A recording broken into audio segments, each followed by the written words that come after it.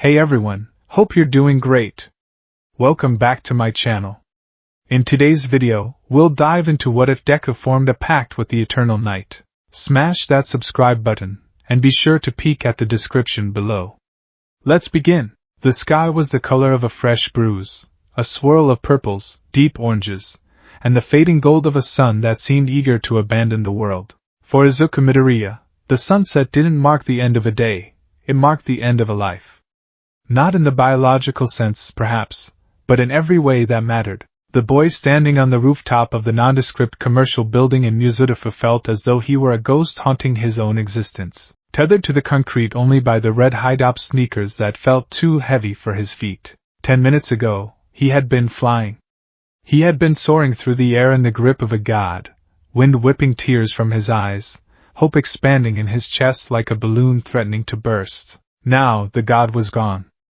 And the balloon had popped, leaving nothing but a shred of rubber and the cold, biting air. Izuku stared at the metal door leading back down into the building. His hand trembled as he reached for the strap of his yellow backpack. The words still echoed in his ears, bouncing around his skull with the violence of a pinball machine. Pro heroes are always risking their lives. Some villains just can't be beaten without powers. The steam. The skeletal form. The truth behind the curtain of the symbol of peace. Tashinori Yagi, All Might, had given him the reality check that no one else had the heart, or perhaps the cruelty, to deliver with such finality. So, can you be a hero? Not without a quirk. Izuku let out a breath that shuddered in his throat. It sounded wet, pathetic. If you want to help people, there's always the police force. They get a lot of crap because the heroes capture the villains, but it's a fine profession. It was practical advice. It was kind advice. It was the advice of a man who had seen too much blood to encourage a sheep to walk into a den of wolves. But to Izuku, it felt like a sentence. A fine profession, Izuku whispered to the empty rooftop. The wind snatched the words away. He looked down at his hands. They were scarred from years of taking notes, calloused from tentative, desperate attempts at training that yielded no muscle, only exhaustion. He was quirkless, the genetic dead end. The 20%. The Deku. I should go home, he thought, though the idea of home felt alien. Home meant his mother. Home meant Inko Midoriya's wide, tearful eyes. If he went home, he would have to look at her. She would ask how his day was. She would see the devastation on his face, and she would apologize. Again. She would hug him and say, "I'm sorry, Izuku. I'm so sorry." He couldn't bear the apology. He wanted belief, not pity. And now, even the greatest hero in the world had confirmed that pity was all he was entitled to. Izuku began the long walk down the stairs. The streets of Mizudafu were busy with the evening rush.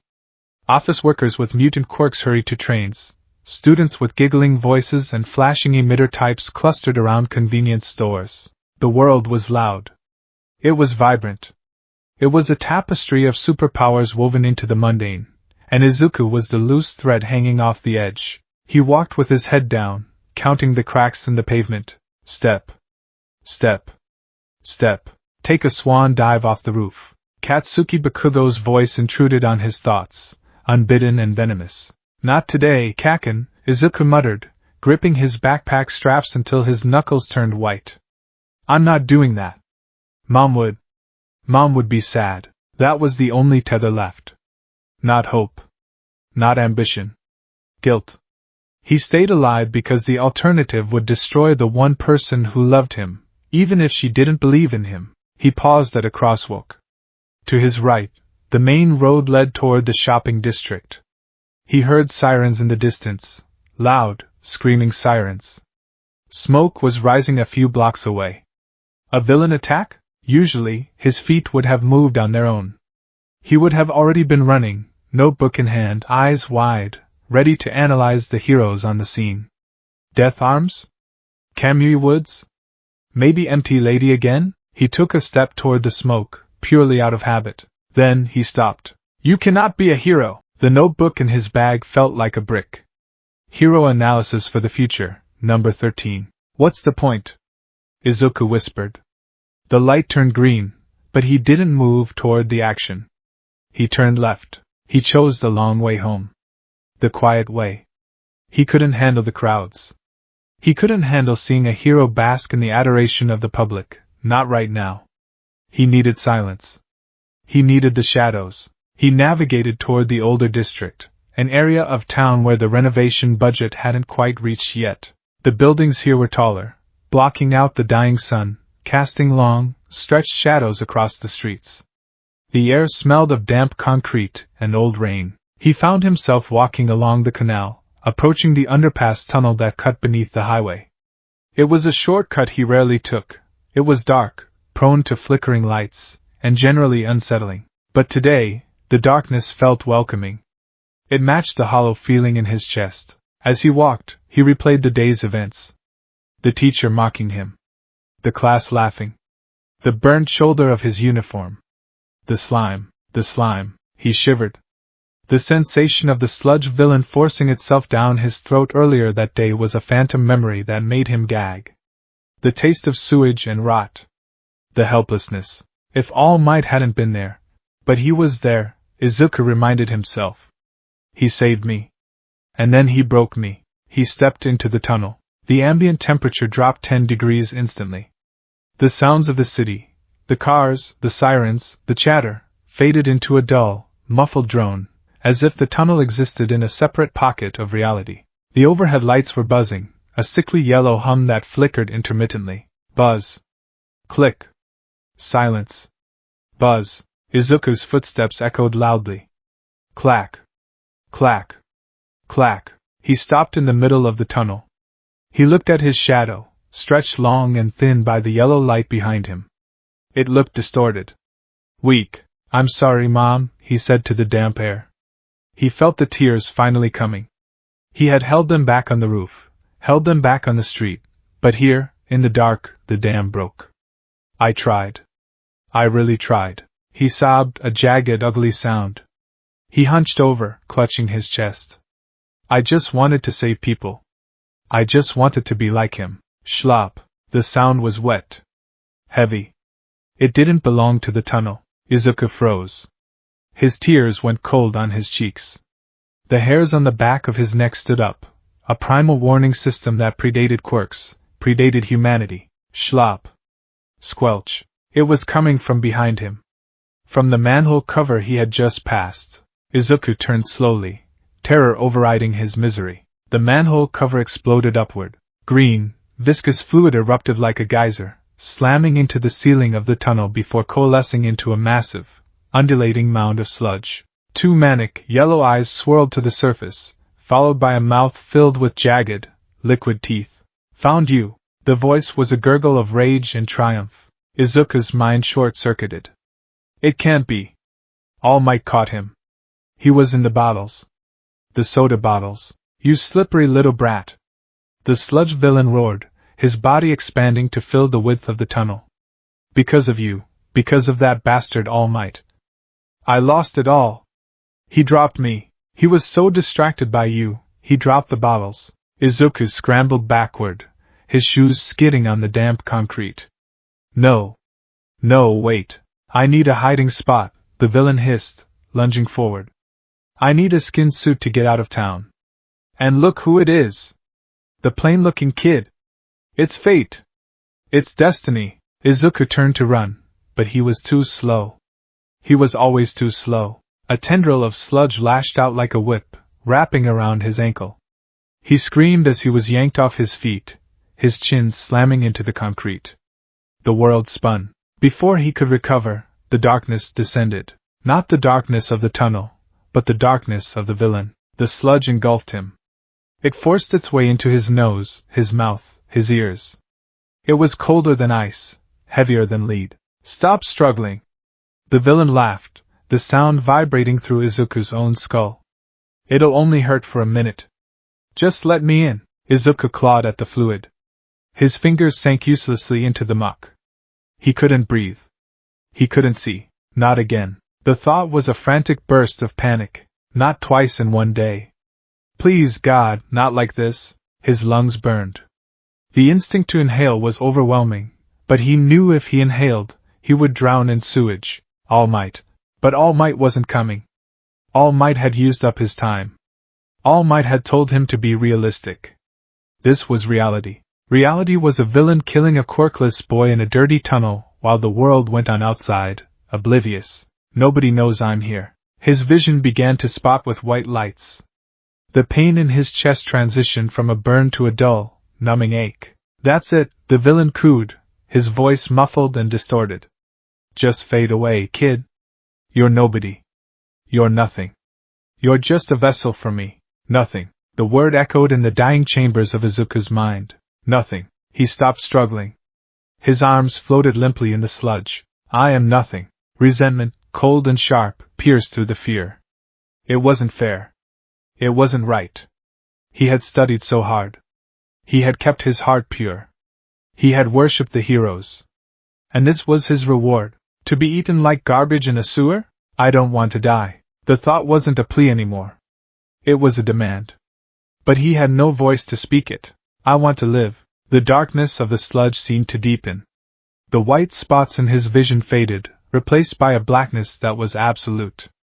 It was darker than the villain inside him. It was a void. A chasm. And then time stopped. Literally. The pulsing pressure of the sludge against his skin ceased. The burning in his lungs froze in a singular moment of agony. The sound of the villain's fluid rushing stopped. Izuku was floating in a space that was neither the tunnel nor the villain. He was nowhere. You are loud. The voice did not come from airs. It vibrated in the marrow of his bones. It sounded like the shifting of tectonic plates, like the groaning of the deepest ocean trenches. It was ancient, indifferent, and terrifyingly vast. Izuku tried to look around, but he had no body. He was just a consciousness suspended in the infinite dark. Am I dead? Not yet, the voice answered. You are on the threshold. Teetering. You reek of despair, child. And resentment. It is delicious. Shadows began to coalesce in the void.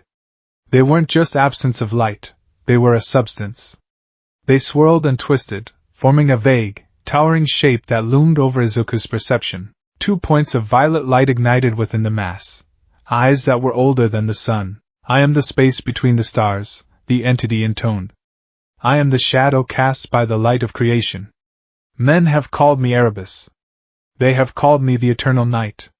I am the cold that waits. Izuku's mind raced, panicked and confused. A quirk? Is this a hallucination? Oxygen deprivation? This is not a hallucination, Erebus rumbled, sounding amused. Your world is bright. Blindingly bright. So many lights. So many heroes. It burns. But you are dim. You are broken. You are a crack in the wall through which I might enter. Enter? I wish to see this world, the entity continued. I wish to touch it. But I cannot exist there without a vessel. The light is too hostile. I need a host. One who knows the dark. One who has been abandoned by the sun. The violet eyes bore into Izuku's soul. You are dying, Izuku Midoriya. The slime creature will wear your skin and discard your corpse. You will be a footnote in a police report. Unidentified victim. Is this the end you desire? No. The answer was instantaneous. No, I want to be a hero. A hero. The entity seemed to scoff, the darkness rippling. Always with the heroes. They require light. They require adoration. I offer you something else. I offer you survival. I offer you the power to drag the wicked into the abyss. A vision flashed in Izuku's mind. Not a vision of saving people with a smile, but a vision of fear. Of villains trembling in the dark. Of power, absolute, crushing power. Make a pact, Erebus whispered, the voice now sounding like 1,000 serpents hissing in unison. Be my vessel. Let me see through your eyes. Let me feel through your nerves. In exchange, I will give you the night. I will make you the king of shadows. What is the cost? Izuku thought. He was a smart boy. He knew stories. There was always a cost. The sun will no longer be your friend, Erebus admitted. You will belong to the twilight. The cold will never leave you. And I will be with you. Always. A whisper in your mind. A shadow at your feet. Izuku thought of All Might turning his back. He thought of Bakugo's explosions. He thought of the sludge villain laughing. If he said no, he died. If he said yes, he lost his humanity? Or perhaps he just evolved. Will I be able to save people? The entity paused. You will have the power to do as you wish. Save them. Break them. It matters not to me. I only crave existence. The pressure in his lungs returned for a split second, a reminder of the reality waiting for him. The sludge villain. The death. Izuku made his choice.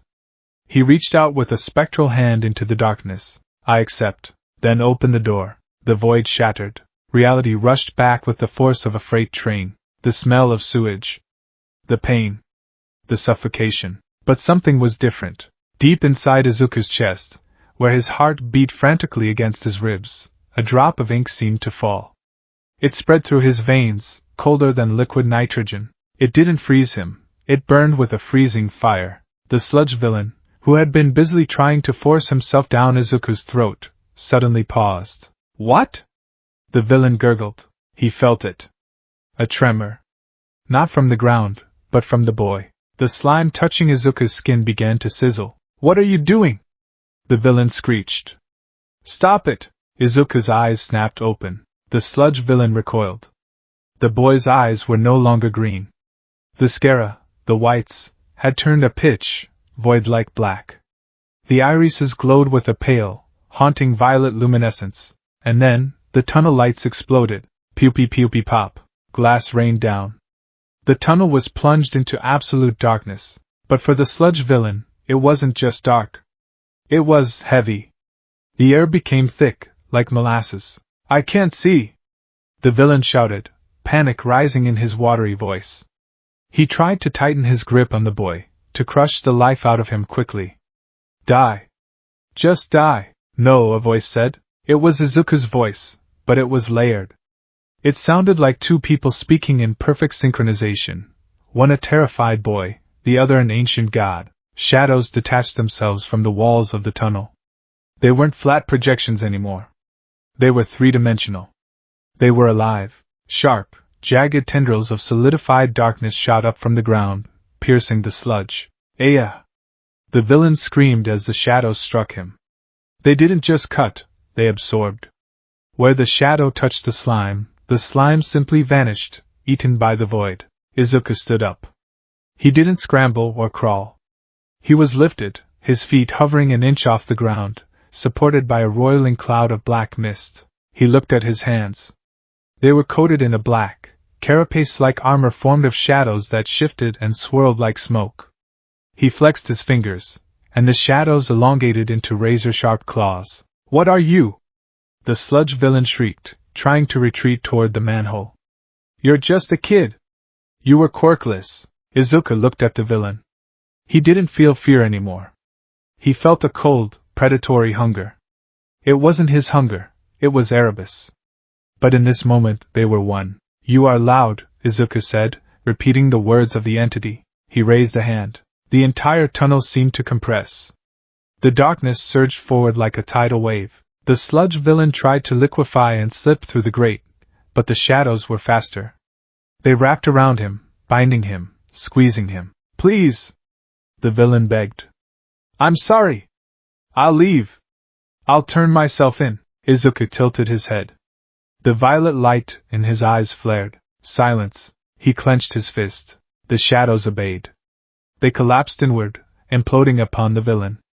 There was a wet, crunching sound, followed by a horrific slurping noise, like a drain unclogging. The sludge villain didn't just die. He was dismantled. The darkness tore him apart molecule by molecule, scattering his essence into the void between dimensions. Within 3 seconds, the tunnel was silent. There was no sludge left. No trace of the villain. Not a drop. Izuku stood alone in the center of the tunnel. The adrenaline crashed. The connection wavered. The black armor dissolved into mist and faded back into the natural shadows of the tunnel. Izuku dropped the inch to the floor, his knees buckling instantly. He collapsed onto the damp concrete, gasping for air. He heaved, coughing up bile. His lungs burned with the memory of suffocation, but the air he breathed now felt thin, unsatisfying. He lay there for a long time, shivering. It was so cold. He felt like he had been submerged in ice water. What did I do? He whispered, his voice raspy. You survived, the voice of Erebus echoed in his mind. It was quieter now, less overwhelming. It sounded like a thought that wasn't his own. And you fed me. A crude meal. But acceptable. Izuku scrambled backward, pressing his back against the cold wall of the tunnel. He clutched his head. Get out. Get out of my head. We have a pact, Izuku Midoriya, Erebus replied calmly. There is no out. I am the ink in your blood now. Izuku squeezed his eyes shut. He wanted to wake up. He wanted to be back in his bed, dreaming about being All Might. But when he opened his eyes, the darkness of the tunnel didn't look dark. He could see everything. He could see the texture of the concrete, the rust on the pipes, the individual pebbles on the ground. It was rendered in shades of gray and violet, sharp and high definition. He looked at a puddle of water near his feet. Even in the near-total darkness, he could see his reflection. His hair was darker, the green highlights swallowed by black. But it was his eyes that made him gasp. The whites were gone. They were pools of endless black. His irises were glowing rings of violet. He touched his face. His skin felt cold, like marble. I'm a monster, he whispered. You are a vessel, Erebus corrected. And the world is full of monsters. At least now you have teeth. Izuku stared at his hands. He remembered the power. He remembered the feeling of the shadows obeying his will. It had been terrifying, but it had also been intoxicating. For the first time in his life, he hadn't been the victim. He had been the one in control. He stood up, using the wall for support. His legs felt steady, surprisingly strong. The exhaustion from earlier, the bone-deep weariness of being quirkless, was gone, replaced by a humming, dark energy. He picked up his yellow backpack. It was covered in slime residue, the only proof that the villain had ever existed. Izuku wiped the slime off with his sleeve. He looked toward the end of the tunnel, where the city lights were visible. He flinched. The distant streetlights looked harsh, abrasive. They hurt his eyes. He pulled his hood up, shadowing his face. The sun has set, Erebus whispered. Yeah, Izuku murmured, his voice stealing. He didn't sound like the boy who had cried on the roof. That boy had died in the sludge. He stepped out of the tunnel and into the night. The shadows of the buildings seemed to lean toward him, greeting him like old friends. He wasn't sure if he could still be a hero. Not the kind All Might was. He couldn't smile and wave in the sunlight. But as he looked at the sprawling city of Muzurifu, with its dark alleys and hidden crimes, Izuku Midoriya realized something. The sun couldn't reach everywhere. There were places where the light didn't go. And now, he owned those places. He began the walk home, his shadow stretching out behind him, not distorted and weak, but vast, jagged, and darker than the night itself. The morning sun was a violent intruder. It sliced through the gaps in the curtains of Izuku Midoriya's bedroom, striking his face with the intensity of a physical blow. Izuku hissed, rolling off his mattress and hitting the floor with a heavy thud. He scrambled into the corner of the room, the darkest point furthest from the window, and pulled his knees to his chest. His skin felt tender, raw, as if he were suffering from a severe sunburn, though there was no redness to be seen. The headache was instantaneous, a sharp, throbbing spike behind his eyes that pulsed in time with his heartbeat. The day star is angry today, a voice rumbled in the back of his skull. It wasn't a sound heard with ears, but a vibration felt in the teeth. Quiet, Erebus, Izuku whispered, pressing the heels of his hands into his eyes. I am merely observing, the entity replied, its tone laced with a dry, ancient amusement. You are weak in the light. You are like a mollusk pulled from its shell. It is pathetic. I'm working on it, Izuku muttered. He reached for the pair of sunglasses he had left on his desk the night before. They were cheap, bought from a convenience store at 2 a.m., but they were dark. He slid them on. The relief was minimal, but it was there. It had been 3 days since the incident in the tunnel. 3 days since the sludge villain had vanished into the void. 3 days since Izuku Midoriya had died, and something else had taken his place. He stood up, avoiding the beams of sunlight on the carpet as if they were lava. He moved to the mirror. The boy staring back was him, but also not. His skin was paler, possessing a porcelain, almost translucent quality. The scattering of freckles on his cheeks seemed to stand out starkly against the white, but it was the eyes that required the most maintenance. He picked up the small case of contact lenses. He had spent his entire savings on cosmetic lenses, deep green ones, designed to mimic his original eye color. He popped them in, wincing as the plastic settled over the void black sclera and the violet irises. He blinked. The result was uncanny. They looked like his old eyes, but dead. Flat. There was no shine, no reflection of light. Just a painted green surface hiding the abyss beneath. Izuku? Are you awake? His mother's voice drifted through the door. Inko. Izuku felt a pang of guilt so sharp it nearly doubled him over. The coldness that Erebus brought, the emotional numbness, struggled against his love for his mother. I'm up, Mom, he called out. His voice was lower than it used to be, smoother.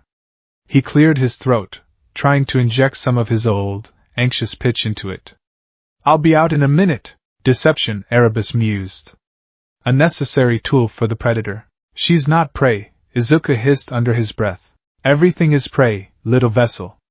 Even the things you love. The 10 months leading up to the UA entrance exam were supposed to be spent studying. In a different life, perhaps Izuku would have spent them cleaning up Dagoba Municipal Beach Park, hauling trash to build muscle for a power that broke bones. But this was not that life. Izuku still went to the beach, but he went at night. The beach was a graveyard of consumerism.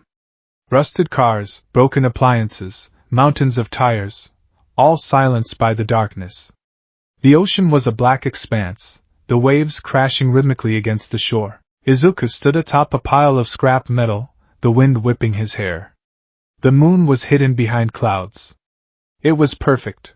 Okay, Izuku said, extending his hand. Show me how to solidify it. You do not ask the shadow, Erebus instructed, his voice blending with the sound of the surf. You command it. The darkness is not a tool. It is an extension of your will. It is your blood, spilled onto the world. Harden it. Izuku focused. He looked at the shadow cast by a rusted refrigerator. He visualized it rising. He visualized it becoming dense, heavy like iron. The shadow rippled. It bubbled up from the ground, forming a tendril of inky black smoke. Solidify, Izuku grunted, clenching his fist. The smoke swirled, but it remained intangible. It was just mist. You are thinking like a human, Erebus chided. Humans believe matter is solid and shadow is fleeting. This is a lie. Light is fleeting. Shadow is eternal. Believe in the weight of the night. Izuku closed his eyes. He reached deep into that cold place in his chest, the reservoir of power the Pact had granted him. He pulled on it. He didn't just want the shadow to move, he wanted it to hurt. He opened his eyes. The violet glow pierced through his contact lenses, which he removed for training. Snap! The shadow tendril didn't just solidify, it crystallized. It became a jagged, obsidian-like spike that shot upward, piercing the metal door of the refrigerator with a screech of tearing steel. Izuku gasped, dropping his hand. The spike dissolved back into harmless shade instantly. I did it, he breathed, looking at the hole in the metal. A needle, Erebus scoffed, though there was a hint of satisfaction in the tone. We need a hammer. We need a guillotine. Again. And so, the training began. It was grueling, but not in the way physical exercise was. It was a mental marathon. Every time Izuku used the shadows, he felt the cold creeping into his mind. It was like standing in a snowstorm without a coat. If he pushed too hard, his emotions dulled. He forgot why he wanted to be a hero. He forgot what saving people meant. He just felt the urge to consume, to silence, to extinguish. He had to learn to balance on that razor's edge. To use the monster without becoming it. Month 3 brought the breakthrough of umberkinesis, telekinetic movement of objects via their shadows. He could lift a tire not by touching it, but by gripping its shadow and lifting that. The object followed, anchored by metaphysical laws Izuku couldn't begin to understand. Month 6 was shadow travel. Step into it, Erebus had commanded. Izuku stared at the shadow of a truck. I'm going to hit the wall. The wall is matter. You are becoming concept. Step through. Izuku took a breath, suppressed his fear, and stepped into the darkness. The sensation was like falling into a frozen lake. For a split second, he was nowhere.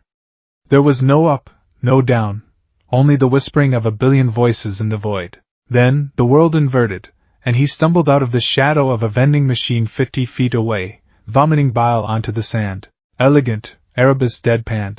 By month 9, Izuku wasn't vomiting anymore. He was dancing. He moved through the junk piles like a phantom.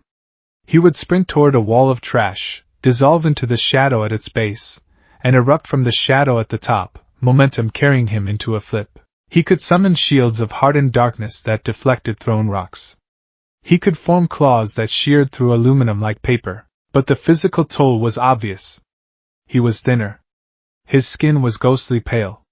He wore long sleeves and hoodies constantly to shield himself from the sun. He slept during the day whenever he could, and lived at night. His mother worried. She bought him iron supplements. She asked about school. He lied. He told her he was studying harder than ever. He was. Just not for math. Aldera Junior High was a different kind of hell. Before the Pact, Izuku was a target because he was weak. He was loud in his nervousness, muttering, flinching, an easy victim for Katsuki Bakugo's explosive temper. Now, Izuku was a ghost in the back of the classroom. He stopped muttering. He stopped raising his hand. He sat in the corner, away from the windows, wearing his sunglasses, with a doctor's note for severe photosensitivity. The change unnerved his classmates. Bakugo, in particular, seemed agitated by the lack of reaction. He would stomp by Izuku's desk, popping explosions in his palm, waiting for the flinch. Waiting for the keikaken. It never came. Izuku would just look up, his eyes hidden behind the dark lenses, his expression completely flat. He wouldn't say a word. He would just wait for Bakugo to leave. It all came to a head 2 weeks before graduation. School had ended. The classroom was empty save for Izuku, who was slowly packing his bag, and Bakugo, who had dismissed his lackeys to block the doorway. Bakugo growled, stalking toward Izuku's desk. Deku. Izuku didn't pause. He slid a notebook into his yellow backpack. Katsuki? Bakugo twitched. Not Kaken. Don't ignore me, you damn nerd. Bakugo slammed his hand onto Izuku's desk. Boom. The explosion scorched the wood, the smell of ozone filling the air. You think because you act all emo now, I won't kick your ass? You're still a quirkless reject. Izuku finally stopped. He zipped up his bag. He stood up. He was slightly taller than he had been a year ago, though he looked frail. I'm going home, Izuku said quietly. I'm not done talking. Bakugo grabbed Izuku's shoulder. His grip was hot, burning. You're applying to UA, aren't you? I saw the form. Don't you get it? You'll die. You're a pebble in the road. Izuku looked at the hand on his shoulder. Break his fingers, Erebus whispered. Snap them like dry twigs. No, Izuku thought. He's just loud. Izuku reached up and grabbed Bakugo's wrist. His hand was freezing cold. Bakugo flinched. It felt like being touched by a corpse. Let go, Izuku said. Ha! Bakugo smirked, though his eyes wavered slightly. Make me, Izuku sighed. He didn't want to do this. But the sun was setting outside. The shadows in the classroom were lengthening. Izuku lowered his sunglasses just an inch. He looked over the rim. He didn't activate a technique. He didn't throw a punch. He just let the intent of the entity leak out. He let Bakugo see what was living inside him. For a fraction of a second, the classroom wasn't a classroom. To Bakugo's senses, the walls fell away. The floor dropped out. He was standing on a precipice, staring into a gargantuan, violet eye that filled the sky. He felt insignificant. He felt the food chain rearrange itself instantly. And for the first time in his life, he realized he was not at the top. He wasn't the predator. He was the meat. Fear, primal, lizard brain terror, spiked through Bakugo's nervous system. His breath hitched. His sweat glands, usually his greatest weapon, turned cold. He snatched his hand back as if he had been burned. He stumbled, backing into a desk and knocking it over with a loud clatter. What? Bakugo gasped, his eyes wide, pupils dilated. What the hell are you? Izuku pushed his sunglasses back up. The illusion vanished. The classroom returned. I'm just tired, Katsuki, Izuku said softly. He walked past Bakugo. The explosive boy didn't move. He couldn't. His legs were trembling. As Izuku reached the door, the shadows of the desk seemed to stretch toward him, caressing his heels like loyal hounds. Bakugo watched him leave, clutching his own wrist, the cold sensation lingering on his skin like a brand. The day of the UA entrance exam was bright. Of course it was. Izuku stood at the massive gates of the academy, feeling like a vampire attending a beach party. He wore the standard tracksuit, but he had modified it with a hood he kept pulled low. His sunglasses were firmly in place. The crowd of examinees was a sea of nervous energy. Izuku navigated through them, stepping in their shadows whenever possible. Step. Step. Trip. He wasn't paying attention to the uneven pavement. His foot caught a lip in the concrete. He started to fall. Gravity took hold. He braced for impact, his mind already reaching for a shadow to catch him. Whoa there! Suddenly, he was floating. Izuku hovered mid-air, inches from the ground. He looked up. A girl with a round face, brown hair, and rosy cheeks was smiling at him. She had her hand extended, fingertips glowing slightly. Are you okay? She chirped, releasing her quirk. Izuku gently touched the ground. It's bad luck to trip, you know. Izuku stared at her. She was bright. Not just physically, but her aura. She radiated a warmth that made his skin crawl, not out of malice, but out of incompatibility. She was the sun. He was the shade. I'm fine, Izuku said, stepping back, moving out of her personal space. The girl blinked, her smile faltering slightly at his cold tone. Oh. Good. I'm Uraraka Ochako. Nervous, right?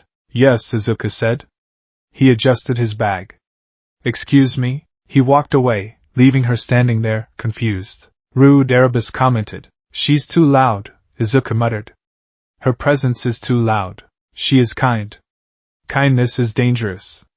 It makes you hesitate. The written exam was agonizing. Not because of the questions. Izuku had studied hero law and quirk theory religiously, but because of the fluorescent lights in the examination hall. They buzzed at a frequency that felt like a drill in his temple. He finished the test in record time, purely so he could put his head down on the desk and cover it with his arms. Then came the orientation. President Mike was screaming, "Everybody say hey!" Silence. Izuku sat in the back row, hunched over. The volume was physical pain. His sensory processing had changed. Darkness heightened his senses, but light and noise overloaded them. Okay, examinee number 7111. What's with the attitude? A stiff boy with glasses, Ida Tenya, Izuku recognized him from the entrance, was pointing at him. You've been with your head down the entire time. If you aren't taking this seriously, you should leave. You're distracting the rest of us with your gloominess. Izuku slowly lifted his head. He turned to look at Ida. Even across the auditorium, the violet glow behind his sunglasses was visible. The lights give me a migraine, Izuku said, his voice carrying despite being quiet. It had a strange, echoing quality. And you are shouting. Please sit down. Ida froze, his mouth open. The authority in Izuku's voice wasn't aggressive, it was absolute. It was the tone of a librarian shushing a toddler. Ida sat down, looking flustered. Hi, my apologies. President Mike coughed. All right. Dig the vibe. Let's move on. Battle Center B. Izuku stood before the massive gates of the mock city. He was surrounded by other examinees, including Uraraka and Ida. He had shed his hoodie, revealing his arms. They were lean, wiry. Not the bulky muscles of a brawler, but the tight, compact chords of a gymnast. Start. President Mick's voice boomed over the speakers. There are no countdowns in real battles. Go! Go! Go! The crowd surged forward, screaming, quirks activating in a kaleidoscope of flashy effects. Izuku didn't run with them. He looked at the shadow cast by the open gate. Slip. He stepped into the shadow and vanished. When he reappeared, he was 3 blocks into the city, emerging from the shade of a lamp post. He was ahead of the pack. Target acquired. A three-pointer, a massive, tank-treaded robot, rumbled around the corner. Its sensors locked onto him. Target acquired. Terminate. It raised a cannon.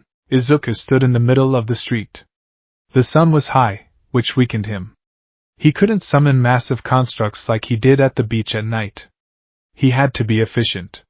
He had to be surgical. The robot fired a rubber shell. Izuku didn't dodge. He raised his left hand. A small, disc-sized shield of concentrated darkness materialized in the air. Ping! The shell deflected.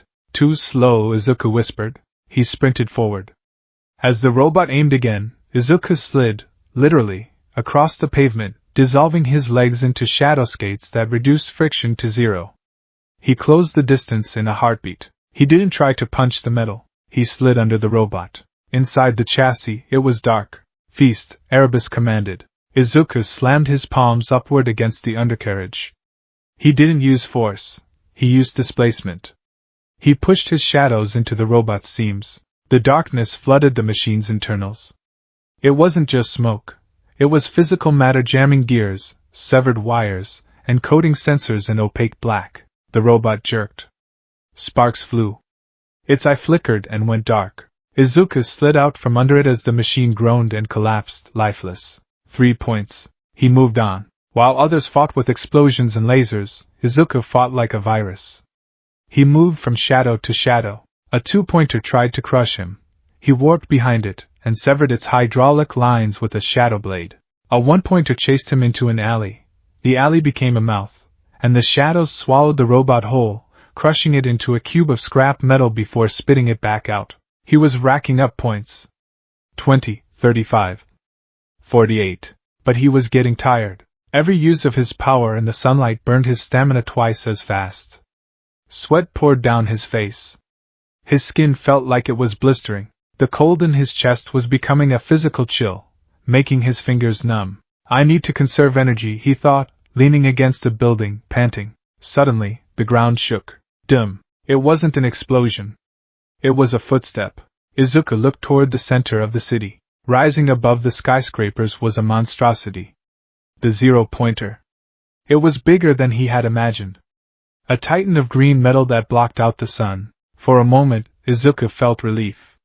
Blocking the sun, that's good. But then he saw the destruction. The robot swiped a massive hand, crumbling a building. Debris rained down. Dust clouds billowed, choking the streets. The other examinees were fleeing. Run! It's huge! Don't fight it! It's worth 0 points. Izuku turned to leave. He had enough points to pass. Self-preservation was the logical choice. Erebus agreed. Leave it. The strong survive. The weak perish. This is the law. Izuku took a step back. Help! The voice was faint, buried under the roar of collapsing concrete. Izuku stopped. He looked back. Through the dust, he saw her. The round-faced girl. Uraraka. She was pinned under a slab of masonry, struggling to free her leg. The zero-pointer was looming over her, its massive tread grinding the pavement as it advanced. It wasn't targeting her specifically. She was just an ant in its path. Izuku froze. She's nice, a small voice in his head said. She tried to keep me from falling. She is insignificant, Erebus argued. If you go back, you expose yourself. You are tired. The light has weakened you. Izuku looked at the massive shadow the zero-pointer was casting over the street. It was a pool of darkness. A kingdom of shade. The bigger they are, Izuku muttered, a spark of manic adrenaline lighting up his numbness. Don't do it, kid. The bigger the shadow, Izuku finished. He didn't run toward her. He sank into the ground. Shadow travel. He moved through the network of darkness, bypassing the fleeing students, bypassing the debris. He erupted from the ground right next to Uraraka. She screamed, startled by the sudden appearance of a boy rising from a pool of black ink. You! She gasped. Don't move, Izuku commanded. He looked at the concrete slab. He waved his hand. Shadows underneath the slab surged upward, forming jacks that lifted the stone effortlessly. Can you walk? He asked, not looking at her. His gaze was fixed on the titan above them. My ankle, she winced. The zero-pointer was directly above them now. A metal fist the size of a bus was descending. "Get back," Izuku said. He stepped between Uraraka and the robot. He took a deep breath. He was in the zero-pointer's shadow now. The sun was gone. Power rushed back into him. The fatigue receded, replaced by the intoxicating chill of the void. "Fine," Erebus roared, sensing the boy's resolve. "If we must fight, then let us show them the night." Izuku threw his arms out. He didn't punch. He didn't kick. He released. Total eclipse. From Izuku's feet, a wave of absolute darkness exploded upward. It wasn't a beam, it was a tide. It rushed up the body of the zero-pointer, moving faster than the eye could follow. It engulfed the robot's legs, its torso, its head. For the observers in the monitoring room, the zero-pointer simply ceased to be visible. It was wrapped in a cocoon of blackness. Inside the cocoon, Izuku unleashed the sensory deprivation aspect of his power. He stripped the light. He stripped the sound. But more importantly, he attacked the machine's sensors. He flooded the optical lenses with darkness so dense it acted like paint. He permeated the internal circuitry, dropping the temperature to near absolute zero. Lubricants froze. Batteries drained instantly, their energy sucked into the void. The metal groaned as it contracted from the sudden thermal shock. The massive fist stopped inches from the ground. The red lights on the robot's face flickered and died. The engine whine whirred down into a pathetic moan, and then silence. The darkness receded, sucked back into Izuku's body like a reversed film reel. The zero-pointer stood there, frozen. Covered in frost. Completely shut down. Izuku stood panting, his breath visible in the air. The ground around him was covered in ice. He swayed. The world spun. The sun peeked back around the shoulder of the frozen giant, hitting Izuku in the face. The backlash hit him. He fell to his knees, retching. Black, tar-like ichor spilled from his lips, staining the pavement. His vision blurred. Hey! Hey! Uraraka was crawling toward him. "Oh my God! Are you okay?" Izuku wiped his mouth. His hand was trembling uncontrollably. Izuku croaked. "Sleep," Erebus commanded. Izuku slumped forward, unconscious before he hit the ground. The observation room. The room was silent. The pro-heroes stared at the screen showing Battle Center B. "What was that?" Midnight asked, her fan pausing mid-wave. "He didn't strike it," Snipe noted, adjusting his hat. "He didn't use strength. He just turned the lights out." All Might stood in the back of the room. He wasn't smiling. He watched the unconscious boy on the screen. He saw the black blood on the pavement. He saw the way the other students looked at him, not with awe, but with a deep, unsettling hesitation. "That power," All Might whispered to himself. "It feels cold." Aizawa, Principal Nizu turned to the sleeping bag in the corner. "What do you think?" Eraserhead peeked one eye open. He looked at the screen. He looked at the frost on the robot. "He has potential," Aizawa grunted. "But he looks like he's dying every time he uses it. And that style, it's not heroics. It's assassination." "Intriguing," Nizu smiled, his paws clasping together. "A hero who dwells in the shadows. We haven't had one of those in a long time." All Might gripped the railing. He remembered the boy. The corkless boy from the roof. "Did you find a way, young Midoriya?" All Might thought. "Or did something find you?" 1 week later, Izuku sat in his dark room. He had recovered mostly. The sensitivity to light was getting worse, but his control was getting better. A letter lay on his desk. He opened it. A holographic disc fell out. All Might appeared. "I am here." As a projection, Izuku watched impassively. "Young Midoriya. You passed. With 48 villain points. A respectable score." All Might paused. "But that is not all. A hero's job is to save people. And you risked your life to save that girl. You froze a giant to protect her. Rescue points. 60. Total. 108 points. You pass with flying colors." Izuku stared at the projection. He should be happy. He should be crying tears of joy. Instead, he felt a quiet satisfaction. Like a puzzle piece clicking into place. "Welcome, Izuku Midoriya," All Might said, extending a hand. "To your hero academia." The hologram faded. Izuku sat in the dark. "We are in," Erebus said. The nest of heroes. The brightest place on earth. Yes, Izuku whispered, his violet eyes glowing in the gloom.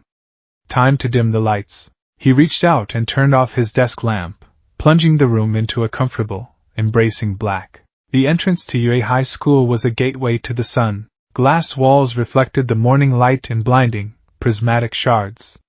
The polished marble floors gleamed with an aggressive cleanliness. Even the leaves on the trees seemed to have been polished to a high sheen. To the hundreds of students pouring through the gates, it was a symbol of hope, a shining beacon of the future. To Izuku Midoriya, it was a migraine waiting to happen. He adjusted the dark, circular sunglasses perched on his nose, pushing them closer to his face to minimize the light leakage. He had traded his middle school uniform for the standard UA gray blazer, but he wore it differently. The collar was popped, his tie was loose, and he wore a black hoodie underneath the blazer, the hood pulled up despite the school regulations. "It is too bright," Erebus complained, his voice a low rumble in the base of Izuku's skull. "Why must humans celebrate the glare? It reveals all their flaws." "It's a school for heroes," Izuku murmured under his breath, keeping his head down as he navigated the crowd. "Heroes live in the spotlight." "Then you are in the wrong place, little vessel. We belong in the cracks." Izuku didn't answer. He felt the stares. He was an anomaly in the sea of excited, chattering teenagers. He moved with a fluid, silent grace that unnerved those who got too close. When someone stepped into his path, he didn't stop. He simply slid around them, his movements so smooth it looked as if he were gliding on ice. He found the door to Class 1A. It was massive, painted a loud, primary red. "Here we go," he whispered. He slid the door open. The noise hit him first. "Remove your foot from the desk. It is disrespectful to the upperclassmen and the makers of this furniture." "Ha! Shut up, Four Eyes. Like I care what some desk maker thinks." Izuku flinched. The voices were sharp, grating against his heightened auditory senses. He recognized them instantly.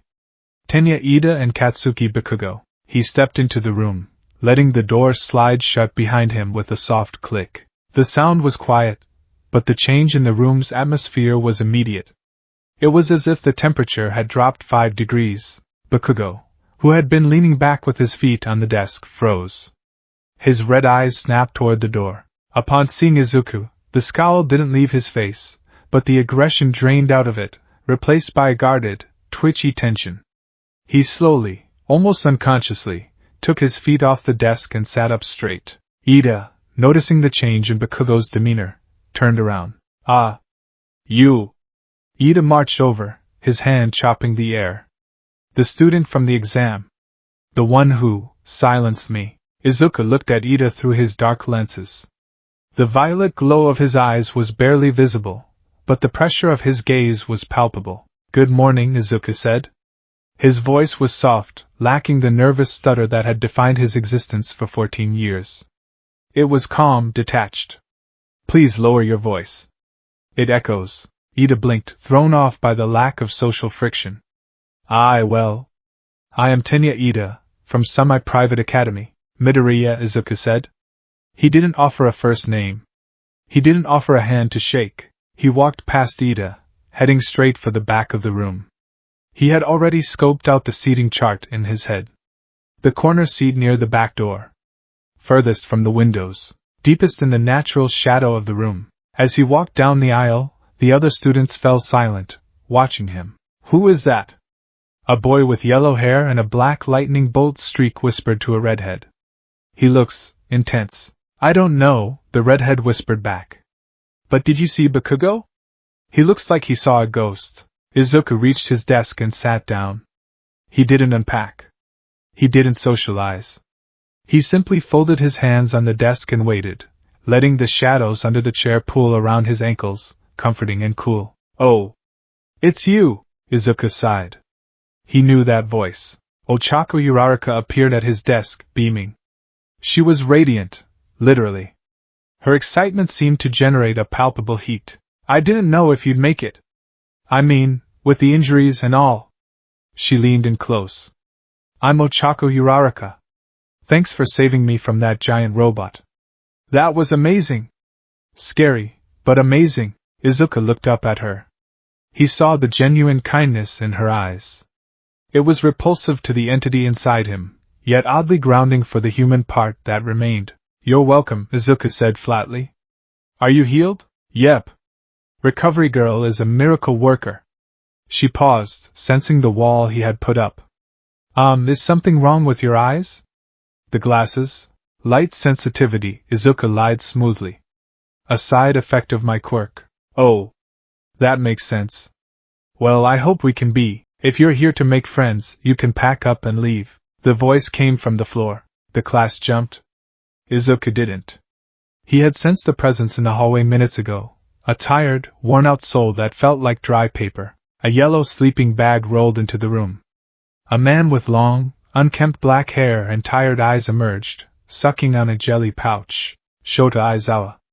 The erasure hero, Eraserhead. Izuku felt a prickle of interest from Erebus. A hunter, the entity noted. He smells of coffee and exhaustion.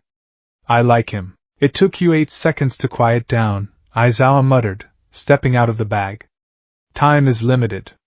You kids aren't rational enough. He scanned the room, his dark eyes moving from face to face. When his gaze landed on Izuku in the back corner, he paused. For a second, the pro-hero and the vessel locked eyes. Aizawa narrowed his eyes imperceptibly. His instinct, honed by years of underground hero work, flared. Danger. Not the loud, explosive danger of the blonde kid in the front row. Something quieter, something submerging. I'm your homeroom teacher, Shota Aizawa, he said, breaking the stare. Put these on and meet me on the grounds. He held up a blue gym uniform. We're doing a quirk apprehension test. The locker room was a cacophony of male bonding. Man, I'm so nervous.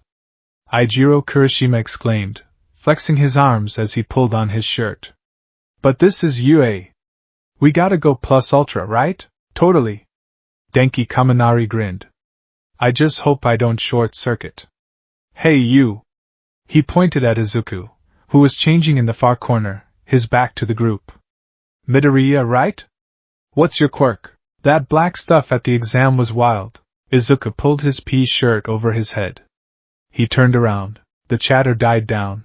Izuku's skin was unnaturally pale, almost marble white. But what caught their attention were the veins. Faint, dark webbings traced up his forearms and neck, looking like black roots growing under his skin, and across his chest, where the sludge villain had tried to force entry, was a scar, not a cut, but a patch of skin that looked permanently bruised, a swirling galaxy of purple and black. He put his sunglasses back on. Shadow manipulation, Izuku answered, his tone closing the door on further questions. Minoru Mineta, who had been drooling over the thought of the girls' locker room, shivered. Is it just me, or is it really cold over there? Izuku slammed his locker shut. Let's go. The pea grounds were wide, open, and bathed in harsh sunlight. Izuku stood with the rest of the class, his arms crossed, hugging his own ribs. The sun felt like a physical weight, pressing him down, draining his stamina bar. He could feel the shadows retreating, hiding under pebbles and blades of grass. The sun is a tyrant, Erebus hissed. It demands submission. Do not yield. A quirk apprehension test? Uraraka exclaimed. But what about the entrance ceremony? The orientation? If you're going to be a hero, you don't have time for such leisurely events, Aizawa said, his back turned to them. UA's selling point is freedom. That applies to the teachers as well. He turned to face them, his expression grim. Softball throw. Standing long jump. 50-meter dash. Endurance running. Grip strength. Upper body training. Seated toe touch. Sit-ups. You did these in middle school without quirks. The country is still trying to pretend everyone is created equal. It's not rational. He pointed at Bakugo. Bakugo. You finished first in the entrance exam. What was your softball throw record in junior high? 67 meters, Bakugo grunted. Try it with your quirk. Bakugo stepped into the circle.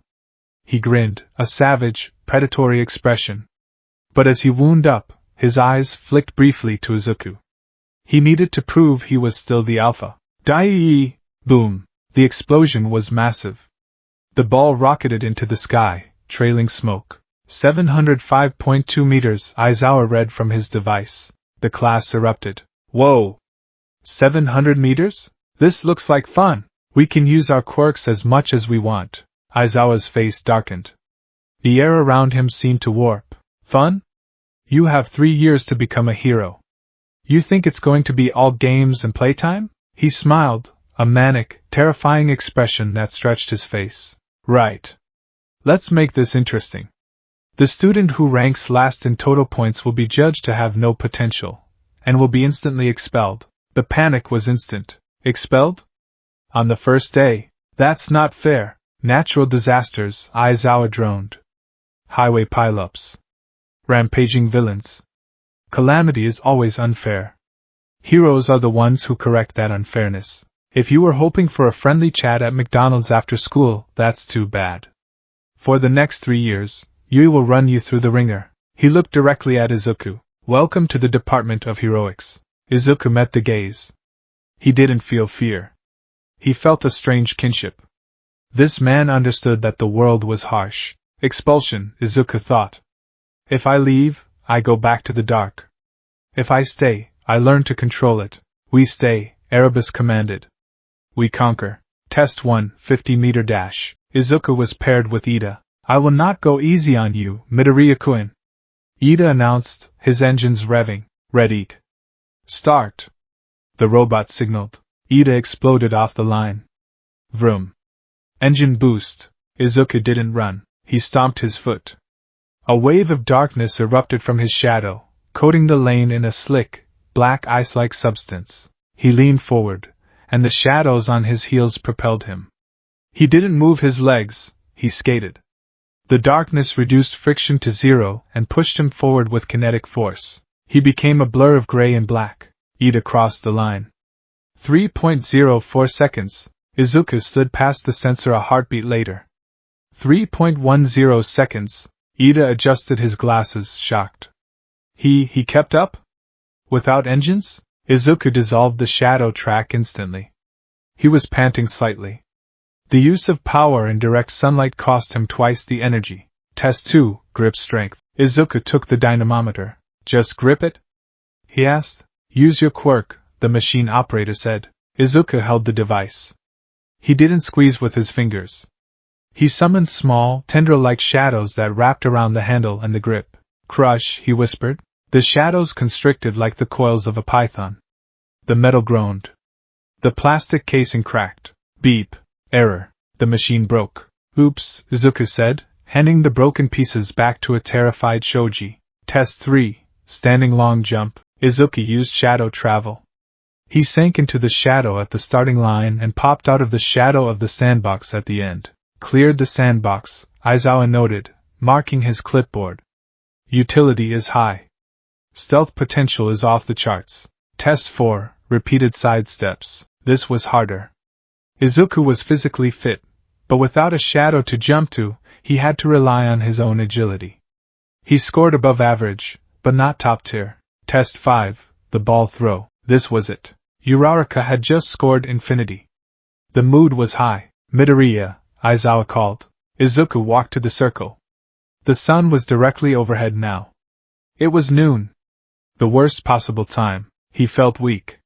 His head was pounding. The light sickness was setting in, a nausea that churned in his gut. If I don't get a good score here, Izuku thought, I might actually be in trouble. Use it all, Erebus urged. Summon the arm of the night. Izuku picked up the ball. It felt heavy. He closed his eyes for a moment, finding the center of his being where the void lived. He pulled on the tether. Come to me. The shadows of the nearby trees, the students, and the buildings seemed to stretch unnaturally toward the circle. They pulled at Izuku's feet, swirling like a whirlpool. He wound up to throw. The darkness coalesced around his right arm. It formed a massive, monstrous gauntlet of solid shadow, 3 times the size of his actual arm, with claws that dug into the air itself. Smash, Izuku gritted out. He threw his arm forward. The giant shadow arm mimicked the movement, generating a wind pressure that kicked up dust. He released the ball. But the ball didn't fly. It dropped a few feet in front of him, rolling sadly on the grass. The shadow arm dissolved into mist. Izuku blinked. The connection to Erebus had been severed abruptly. The cold power in his veins had vanished, leaving him feeling small and human. What? He looked at his hands. I erased your quirk. Izuku turned. Aizawa was standing there.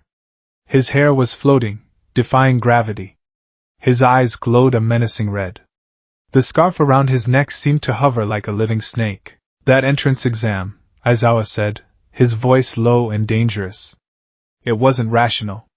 You have a powerful quirk, but every time you use it, you look like you're about to collapse. And just now, that power felt uncontrolled. Like it was eating you. Aizawa stepped closer. You can't be a hero if you're consumed by your own power. You'll just be a liability that needs saving. Or worse, a threat that needs stopping. Izuku stared at the red eyes. He felt the erasure. It was a strange sensation, like a wall had been slammed down between his mind and the void. But unlike a biological quirk, the pact wasn't genetic. It was eldritch. It was a deal with an outer god. Aizawa's quirk worked by shutting down the plus-alpha gene expression. It cut the biological link, but Erebus was not biology. Insolence, the voice roared in Izuku's head, louder than ever. He tries to close the door? He tries to blind the night? Aizawa's eyes widened. He felt it. A pressure. Usually, when he erased a quirk, it was like turning off a switch. This time, it felt like he was trying to hold back a tsunami with a sheet of paper. A sharp pain spiked behind Aizawa's eyes. A nosebleed started, trickling down to his lip, and then Aizawa saw it. For a microsecond, the world turned gray. Behind the boy, looming like a backdrop to reality, was a massive, shifting void. And inside that void, a single, colossal violet eye opened and stared directly at him. What is that? Aizawa stumbled back, his concentration breaking. His hair fell. His eyes returned to black. He gasped, clutching his head. The hallucination vanished. The class watched in confusion. Sensei? What happened? Izuku stood there, the connection re-established. The cold flooded back in. You cannot erase what isn't there, Sensei, Izuku said quietly. It was a half-truth. The quirk factor was there, but the source was elsewhere. Aizawa wiped the blood from his nose. He looked at the boy with a mixture of horror and professional curiosity. That wasn't a quirk.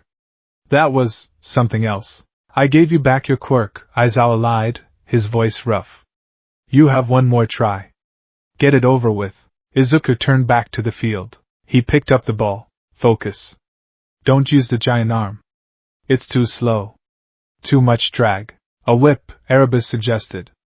A slingshot. Izuku nodded. He held the ball. Shadows erupted from his back, 4 distinct tendrils. They wrapped around his arm, reinforcing the bone and muscle, and then extended past his hand, forming a cradle for the ball. He spun. The centrifugal force built up. The shadows screamed as they cut the air. Go. He whipped his arm forward. The shadow sling launched the ball. Crack. The sound barrier broke. A boom echoed across the field. The ball disappeared into the sky, a black streak against the blue. Izuku stood panting, clutching his arm. The recoil had bruised him, but the shadows were already soothing the skin, knitting the capillaries back together with freezing cold energy. Aizawa looked at the device. He was still shaken, his head throbbing, but he did his job. He turned the screen to the class. 706.3 meters. He beat Bakugo? Someone shouted. Izuku turned to Aizawa. He lowered his sunglasses just enough to show the violet rings. Is that rational enough? Aizawa stared at him for a long moment. He saw the defiance. He saw the monster. But he also saw the control. The boy hadn't lost himself. Movement is rational, Aizawa said, pocketing the device. Next, the rest of the tests passed in a blur. Izuku performed well, consistently placing in the top 5 thanks to the versatility of the shadows, despite the draining sunlight. When the final results were projected, Izuku stood in 4th place. Momo Yaoyorozu was first. Bakugo was third. Mineta was last. By the way, Aizawa said, turning off the projection. The expulsion was a logical ruse. What? The class screamed. It was a deception to draw out your upper limits. I knew it! Yaoyorozu claimed, clutching her chest. It was obvious. Izuku didn't react. He knew it was a lie. He had seen Aizawa's eyes. The man had been ready to cut anyone who proved useless. Izuku had simply proven he wasn't useless. That's it. There are handouts in the classroom. Midoriya, Aizawa called out. Izuku froze. Yes, sensei? Aizawa walked past him. He didn't look at him. Go to the nurse. Your skin looks like it's burning. And then he whispered, so only Izuku could hear. And come see me in the faculty office after school. We need to talk about the nature of your quirk. Aizawa walked away. Izuku let out a breath he didn't know he was holding. He knows, Erebus said. Or he suspects. He is sharp. He's a hero, Izuku replied. Midoriya-kun. Izuku turned. The class was dispersing, but one student remained nearby. Fumikage Tokoyami. The bird-headed boy. Tokoyami stood with his arms crossed, looking stoic. But hovering behind him was Dark Shadow. Usually, Dark Shadow was rowdy and loud in the sunlight, complaining about the brightness. But now, the shadow monster was low to the ground, almost bowing. My Dark Shadow. Tokoyami began, his voice grave. He has been restless since you entered the room. Dark Shadow drifted closer to Izuku, its yellow eyes wide. It didn't attack. It sniffed Izuku's shadow. King. Dark Shadow whispered, a raspy, fearful sound. Void. Tokoyami's eyes widened. He calls you king? Izuku looked at the bird boy. He felt a resonance. Tokoyami carried a darkness within him, too. A sentient darkness. It recognizes the source, Izuku said cryptically. He reached out a hand. Dark Shadow nudged its head against Izuku's palm. The contact was electric. Izuku felt the sentient quirk's loyalty. You are Tokoyami, Izuku said. You understand the shade. Tokoyami nodded, a rare crack in his Chunibyo armor appearing. We are kindred spirits, it seems. Revelry in the dark. Something like that. Izuku allowed a small, rare smile. It didn't reach his eyes, but it was there. Let's go back. The sun is giving me a headache. Agreed, Tokoyami said. The light is tyrannical. They walked back to the building together, two figures draped in shadow while the rest of the class walked in the sun. The corner. Hidden behind the corner of the main building, All Might watched them go. He was in his skeletal form, clutching his chest. He had watched the ball throw. He had seen the black energy. He had felt the malice radiating from it, not from the boy, but from the power itself. It reminded him of him, all for one. The way the shadows moved, the way they seemed to consume light. It was too similar to the stories of the ancient darkness that All for One used to wield before he stole purely physical quirks. Young Midoriya. All Might whispered. I told you that you couldn't be a hero. And you found a way. He coughed, blood flecking his lips. But at what cost? Did you sell your soul to prove me wrong? He watched the boy disappear into the building. All Might felt a chill that had nothing to do with the wind. He had been looking for a successor to the One for All. He had chosen Mirio Togata in his mind, though he hadn't made the offer yet. But now, there was a wild card. A boy with the eyes of a dead god. I have to watch him, All Might decided. If that power consumes him, if he becomes what I think he is becoming. He didn't finish the sentence. He didn't want to think about having to fight the boy he had saved. All Might turned and walked away, leaving the shadow of the school behind him. The classroom. Izuku sat at his desk, packing his bag. The day was over. He had survived. Aizawa's interrogation was looming. The suspicion of All Might was a weight he hadn't noticed yet, but he felt the eyes on him. Hey, Midoriya! Kirishima slammed his hands on Izuku's desk. That throw was manly as hell. You totally showed Aizawa-sensei. Yeah. Ashido leaned over. And the way you skated? So cool. Teach me. Izuku looked at them. They were bright. They were loud. They were innocent. He envied them. I just want to go home, Izuku said, slinging his bag over his shoulder. Don't be like that. Hagakure's floating gloves waved. We're all going to grab food at the station. Come with us. Izuku paused. Food. Normalcy. Friends. You cannot eat their food, Erebus reminded him. It tastes like ash to you now. Remember? It was true. Ever since the Pact, normal food had lost its flavor. He only felt satisfied when he was in deep darkness, absorbing the ambient gloom. I can't, Izuku said.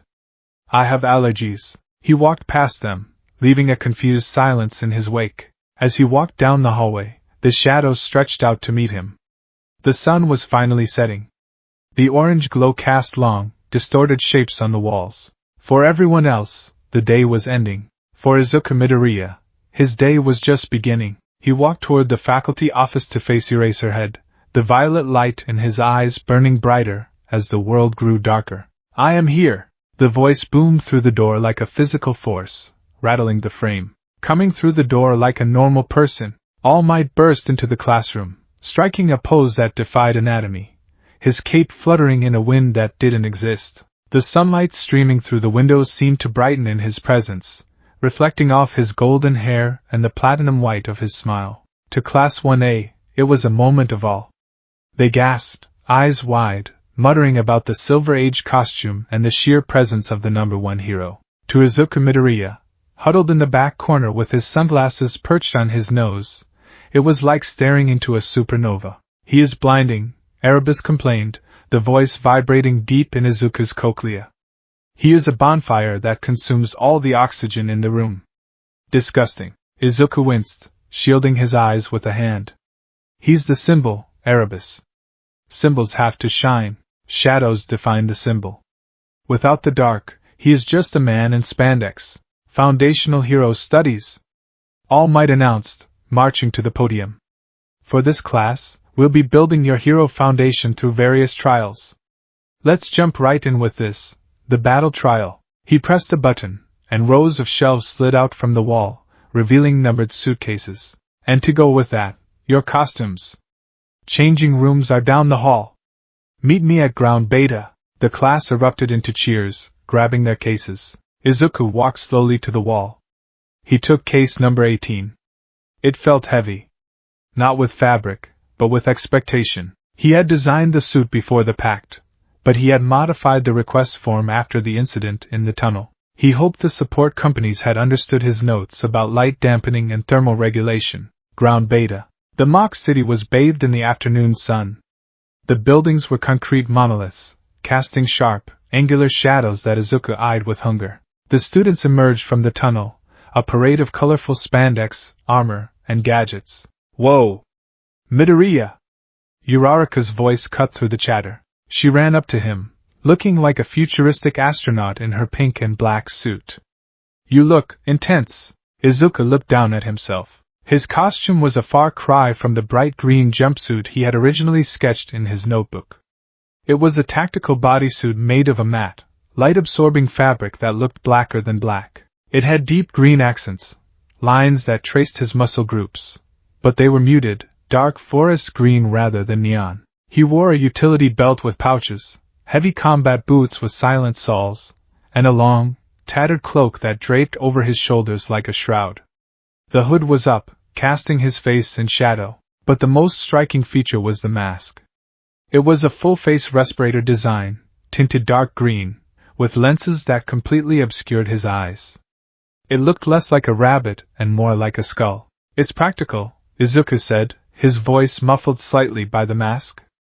It blocks 90% of UV radiation. Cool. Uraraka said, though she shivered slightly. You look like an assassin. Or a villain, Bakugo's voice sneered. Izuku turned. Bakugo stood there in his massive grenade gauntlets, his chest bare, looking like walking artillery. Don't think a scary outfit makes you strong, Deku, Bakugo growled. It just hides how much you're shaking. Izuku didn't respond. He simply tilted his head, the black lenses of his mask reflecting Bakugo's angry face. All Might cleared his throat, looking at Izuku with a complicated expression. The boy looked effective. But he didn't look like a symbol of peace. He looked like something that hunted in the sewers. Right. Here's the situation. All Might pulled out a script. Villains have hidden a nuclear weapon somewhere in the hideout. The heroes must try to dispose of it or capture the villains within the time limit. The villains must protect the weapon or capture the heroes. He reached into 2 boxes. Teams are determined by lot. Izuku watched the drawing with a detached sense of fatalism. He knew somehow. The narrative of the universe had a way of forcing collisions. Team A, Ochako Uraraka and Izuku Midoriya. Team D, Katsuki Bakugo and Tenya Ida. Izuku felt the air in the tunnel drop 10 degrees. He looked across the crowd. Bakugo was grinning, a feral, shark-toothed expression of pure anticipation. It's fate, Bakugo mouthed. I'm going to kill you. Let him try, Erebus rumbled, the shadows at Izuku's feet writhing like agitated snakes. We are hungry, the setup. Team D are the villains. Team A are the heroes. All Might announced. Villains, go in and set up. Heroes, you have 5 minutes. Bakugo and Ida disappeared into the concrete building.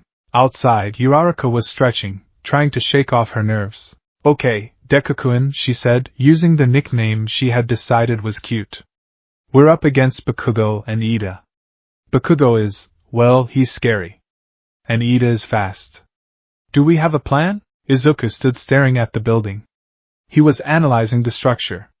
5 stories. Reinforced concrete. Limited windows on the lower levels. Uraraka-san, Izuku said quietly. Do you trust me? Huh.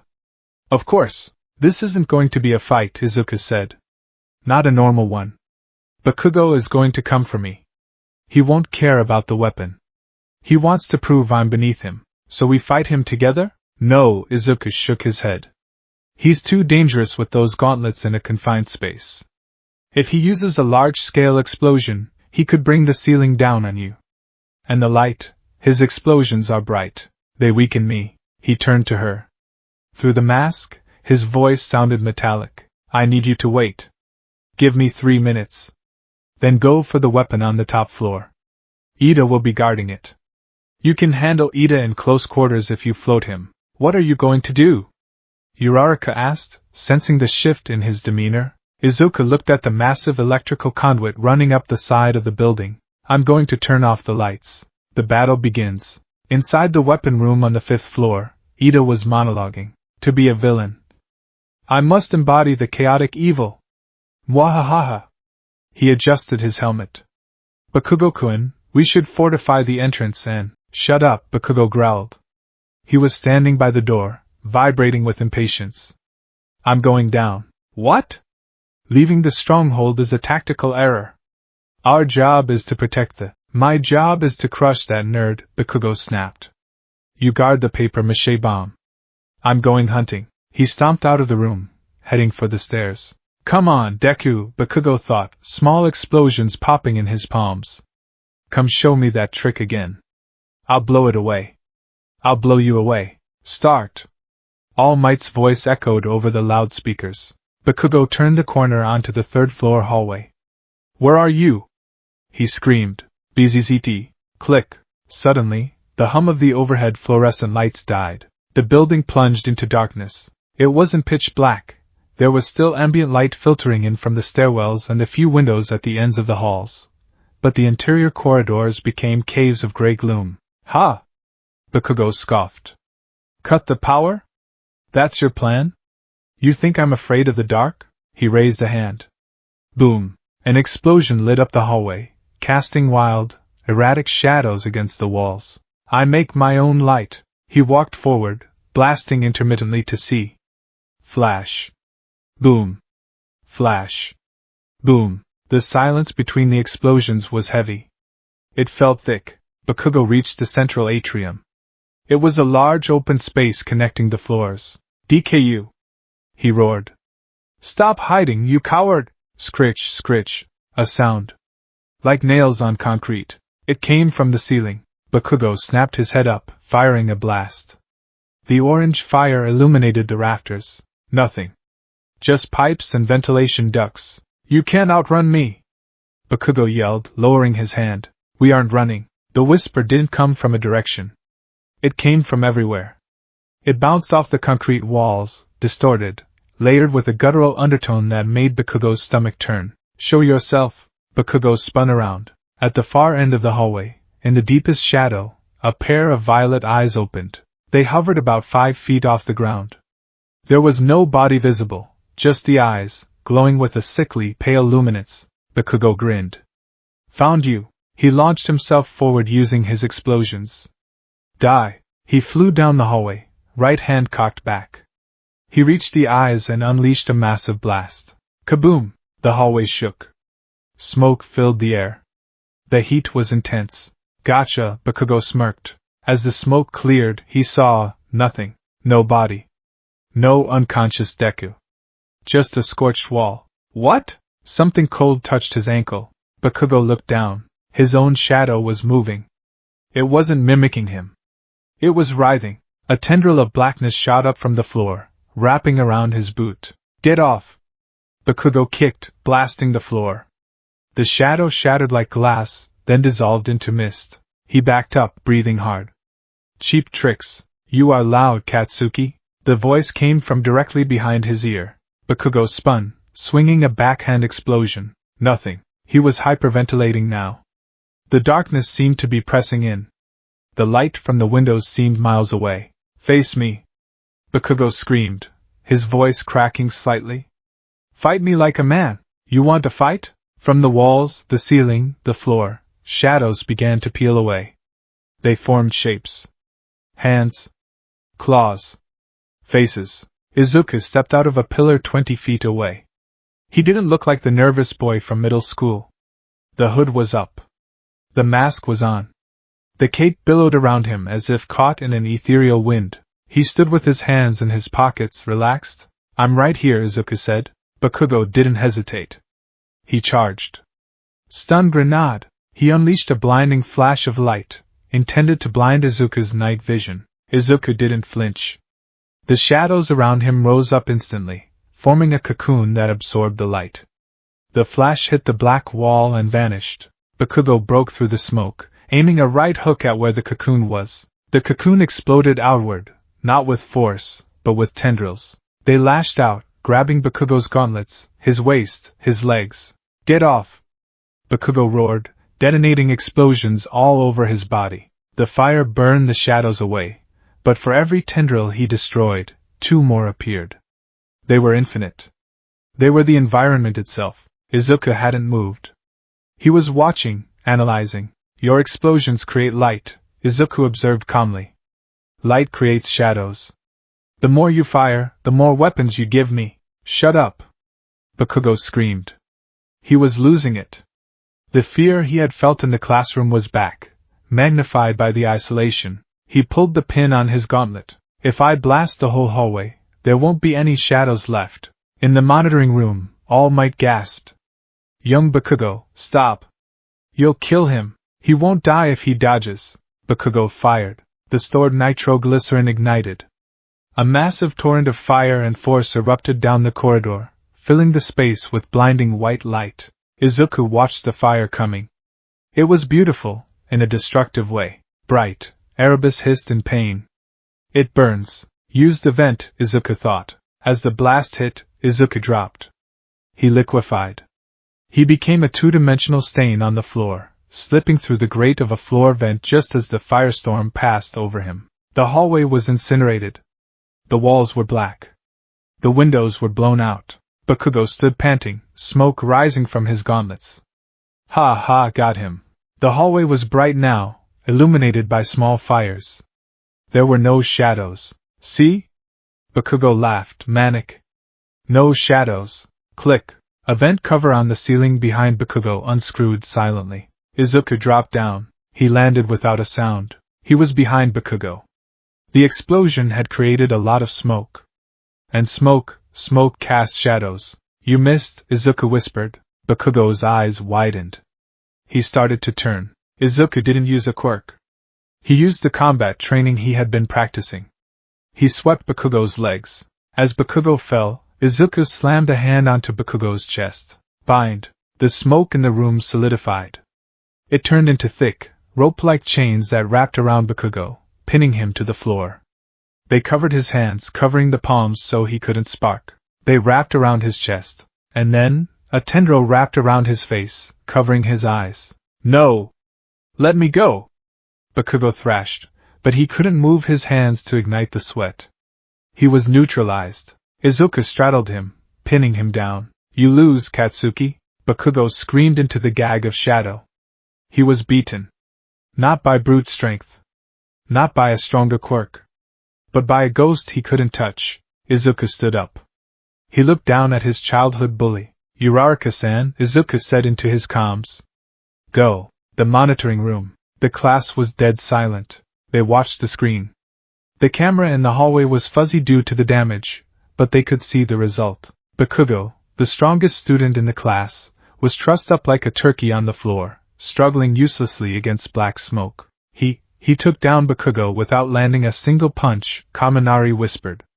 That's insane. It was like a horror movie, Ashido shivered. Did you see his eyes? All Might stared at the screen. His hands were gripping the console so hard the metal was bending. He saw the efficiency. The ruthlessness. Izuku hadn't fought like a hero. A hero clashes. A hero overcomes. Izuku had hunted. He had set a trap, baited the prey, and executed the capture. It was the fighting style of a villain. Or a vigilante who had lost faith in the light. Young Midoriya. All Might thought. What have you become? The weapon room. Bakugo-kun? Bakugo-kun, come in. Ida tapped his helmet. Static.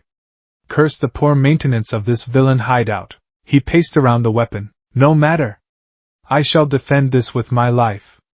I am the ultimate evil. Release. Huh. Ida turned just in time to see Uraraka floating near the ceiling. She had used the distraction of the explosion below to sneak in. She hugged a pillar, released her gravity, and swung herself toward the weapon. You shall not! Ida revved his engines. He dashed forward to intercept. Suddenly, the shadows in the room lengthened. Ida felt a chill. What? From the shadow of the weapon itself, a hand emerged. It wasn't Uraraka's. It was a gloved hand clad in black. Izuku pulled himself out of the shadow of the papier-mâché bomb. He looked tired. His mask was cracked from the heat of the explosion earlier. Midoriya-kun? Ida braked, skidding to a halt. How did you get past Bakugo? He's taking a nap, Izuku wheezed. Ida hesitated. In that second of hesitation, Uraraka landed on the weapon. Captured. She yelled. Hero team wins. All Might's voice boomed over the speakers. The buzzer sounded. Izuku let out a long breath and slumped against the weapon. The shadows holding Bakugo downstairs dissipated. We did it, Uraraka cheered, floating down. Deku-kun!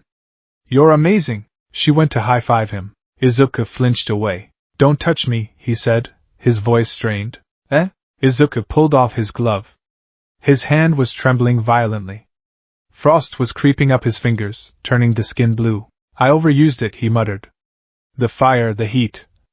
I had to use too much cold to compensate. He fell to his knees. Deku-kun, the review. Back in the monitoring room, the atmosphere was heavy. Bakugo sat in the corner, wrapped in a towel. He was staring at the floor.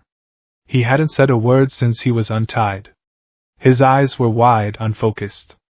He was replaying the darkness. The whispers, the feeling of total helplessness. Izuku stood with Uraraka.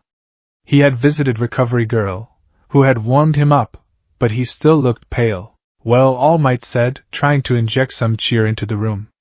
That was certainly an intense first match. Who can tell me who the MVP was? I can, sir. Yayorozu raised her hand. Go ahead, young Yayorozu. It was Ida, she stated. Eh? Ida adjusted his glasses. Me? Yes. Bakugo rushed out on his own, abandoning the objective. Uraraka let her guard down mid-battle. Midoriya. She paused, looking at Izuku. Midoriya's strategy was effective, but dangerous. Cutting the power to a building puts structural integrity at risk. And his psychological warfare against Bakugo, while successful, borders on excessive force. It was terrifying. A hero should inspire hope, not trauma. The class murmured in agreement. Izuku listened, his face impassive behind his mask, which he hadn't removed. I accept the critique, Izuku said softly. However, All Might interjected.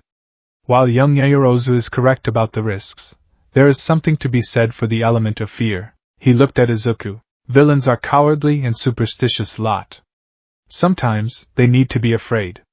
Young Midoriya controlled the battlefield perfectly. He minimized damage to himself and neutralized the hostile threat without causing permanent injury. That is also a valid form of heroism. All Might's endorsement surprised the class. But All Might added, his voice stern. Next time, try to be a bit more bright, young Midoriya. I can't promise that, Izuku whispered. The locker room. The day was ending. The sun was setting, casting the locker room in deep orange hues. Bakugo was standing by his locker.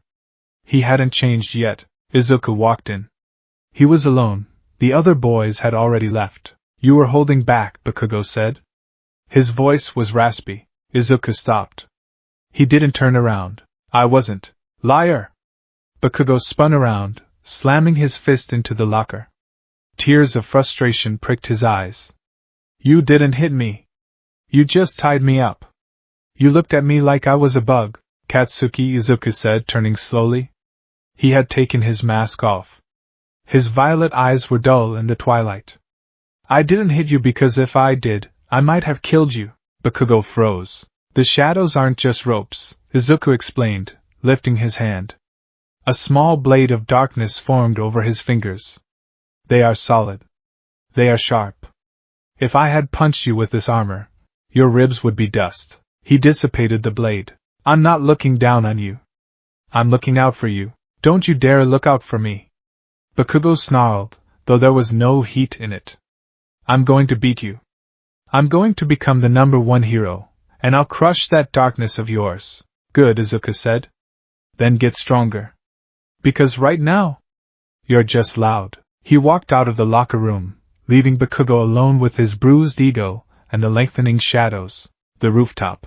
Izuku didn't go home immediately. He went up to the school roof. The sun had fully set. The city lights of Musidiful were flickering on. He sat on the edge, legs dangling. You showed mercy, Erebus said. It was inefficient. He's a classmate, Izuku said. Not a villain. The line is thin. And it will blur. Maybe. The door behind him opened. Young Midoriya. Izuku didn't turn. All Might. The skeletal hero walked over and leaned against the railing. He looked tired. That power, All Might began. It's not a mutation, is it? Izuku looked at the hero. He debated lying. But All Might had seen too much. No. Is it? All for One? All Might asked, the name heavy with dread. I don't know who that is, Izuku answered honestly. All Might exhaled, relieved. Good. That's good. He looked at the boy. You told me you were quirkless. And then you show up with this. What happened in those 10 months? I almost died, Izuku said. And I made a choice. I chose to live. He looked up at All Might, his violet eyes meeting the hero's sunken blue ones. You told me I couldn't be a hero without power. You were right. So I found power. It's not pretty. It's not bright.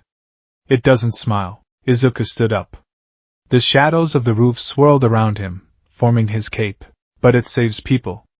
And isn't that enough? All Might looked at the boy. He saw the darkness. But he also saw the unwavering determination that had caused him to run into the sludge that day. It is enough, All Might said softly. But be careful, my boy. When you stare into the abyss stares back, Izuku finished. He tapped his temple. We're on a first-name basis. He bowed slightly. Good night, All Might. Izuku stepped off the roof. All Might lurched forward. Wait! But Izuku didn't fall. He melted into the shadow of the building and vanished, traveling through the darkness of the city, a silent guardian returning to his domain. All Might stood alone in the wind. Shadows of the sun, he murmured. God help us all.